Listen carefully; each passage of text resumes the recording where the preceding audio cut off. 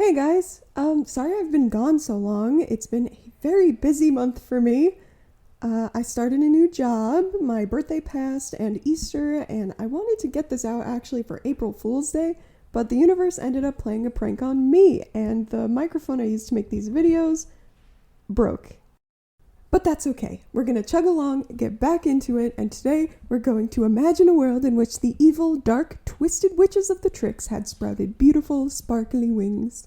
I will be going off of the versions I made for this hypothetical reboot, so if you haven't seen their videos, go watch them. This version of Icy would still go by her given name Ilesia. She still comes from a noble Heraklian family, and they are still living in disgrace as a result of their lineage tracing back to the ancestral witches. Her older sister Sophia still gets kidnapped and never returns, and her parents are still thrown into an incredible depression after they lose her. However, shortly before Ilesia turns 15, she suddenly finds herself the main focus of their entire world after she wakes up one day with a glistening pair of fairy wings. Her parents think she's the miracle they've been hoping for, and maybe she can finally turn their luck around. So, rather than spending her mid-teens in isolation with only her thoughts of vengeance and control as company, she's now her parents' greatest treasure, and the pressure to live up to their expectations is crushing her like never before. By the time she gets to Althea, she is a burnt-out bookworm and even worse at socializing than she is as a witch.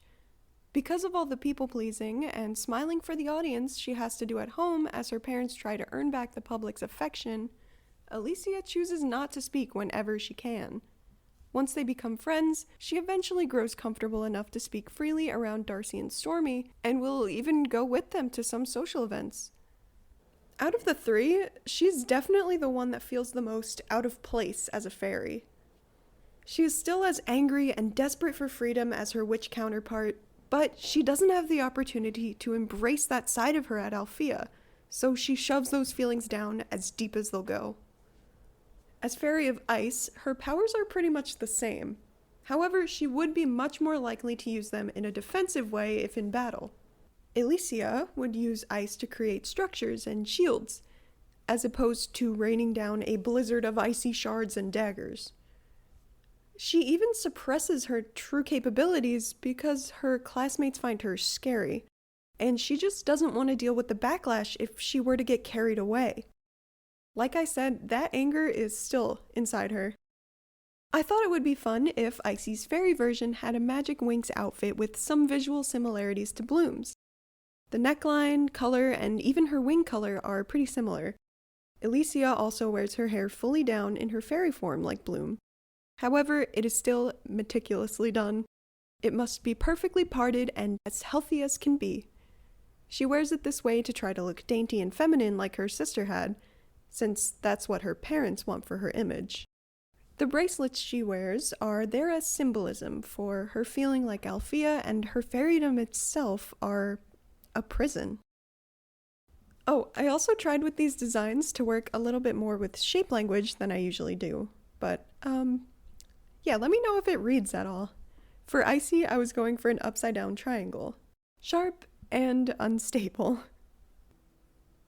Even in this timeline, Darcy had wanted to rebel and go off to be a witch against her parents' wishes. However, she began to really think more about the opportunity that these wings could be providing her, and realized fairy magic can be a lot more powerful with a lot less effort than witch magic. If she could get into Althea, she would have some of the world's finest magical teachers to learn from, and could make the best use of the natural power supply she now had. If in this alternate timeline the Winks are still fairies as well, then it would be very interesting to see her and Musa continue their relationship after school begins. However, if in this universe the Winks are now attending Cloud Tower, then I think they would try to keep dating, but Darcy would break it off after she realized it was too hard on her social standing to be dating a witch. This would honestly be harder on Musa than the reason she gets dumped in the regular timeline. Darcy would find out at Althea that she is the Fairy of Daydreams, and her powers would be slightly different than her witch powers. As opposed to primarily creating visual hallucinations for her opponent, she would be able to put them in a trance as they imagined what she wanted them to see. I think making the visions more of a projection outside of the mindscape would be a lot more advanced than this technique as a fairy. She is aware of what they would be perceiving in this daydream and can manipulate it slightly while it occurs. She can also sense the wants and goals of others to a degree. These are all powers that can be a great help to others if wielded compassionately. However, they can also be a terrifying ordeal if used with malice. I debated giving her pants or capris in her fairy form, but honestly, I feel like Darcy is always in pants, and I just wanted to draw her in something else. She still wears a pretty dark shade of purple as a fairy, since she's still edgy and kind of romanticizes being a witch instead.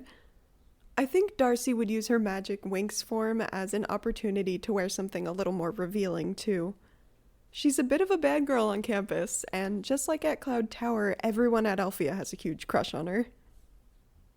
I was trying to incorporate a teardrop shape into her design, combining the pleasant attributes associated with circles and the exciting energy of a triangle. Also, she's not wearing her sunglasses because she doesn't wear them in her witch form, so she doesn't wear them in her fairy form. Yeah. Looking at this now, I'm wondering if I should have changed the color of her hair streaks. It's fine though. It's fine. Stormy, in the main timeline, is very proud of being a witch, and comes from a long line of women who fully embraced their place as a descendant of one of the ancestral witches. So her getting wings would be quite a surprise, and at a relatively young age too. I don't think her mother would be upset though, just excited that her daughter would still be able to practice magic. However, Stormy would probably be pretty bummed out at first.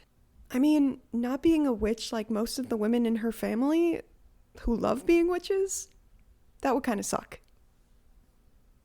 Because of her wings, the other girls in the neighborhood would have a much different attitude towards her, and instead of being ostracized, she would be pretty popular. She would show off for them a lot, and they would be amazed. Stormy would be a naturally gifted little magic user, and it would be clear from the beginning that her powers must have something to do with storms, much to her mother's delight since she named her, Stormy. Her official title, though, would be Fairy of Thunder. I wanted to give her something a little more specific, and I chose Thunder because, as I've mentioned before, she's kind of a foil to Musa, and thunder is sound. I also gave her pigtails in her fairy form to emphasize that, and they are so cute in my opinion. Stormy is the best suited out of the three fairies for offense on the battlefield. She can channel lightning, summon storm clouds, and condense and direct the boom of thunder, among other things, of course. And she's definitely not going to hold back. In this timeline, she's still a party girl, and hanging out with the other girls so much as a kid meant their style kind of rubbed off on her. So I didn't really give her the punk style that she has as a witch. Although she does still have big platform boots and garters to show that she hasn't lost all her edge. I am pretty not happy with her original video.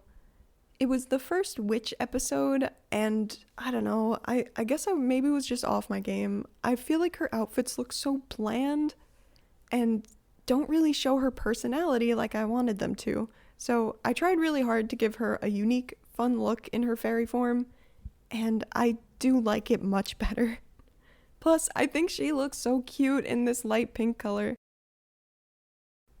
Yeah, I feel much better about this Stormy design. Even though she's a fairy and this is not canon to the AU, so it doesn't even matter. But anyways. Since Stormy is the most emotionally stable in this timeline, I wanted to use horizontal rectangles in her design.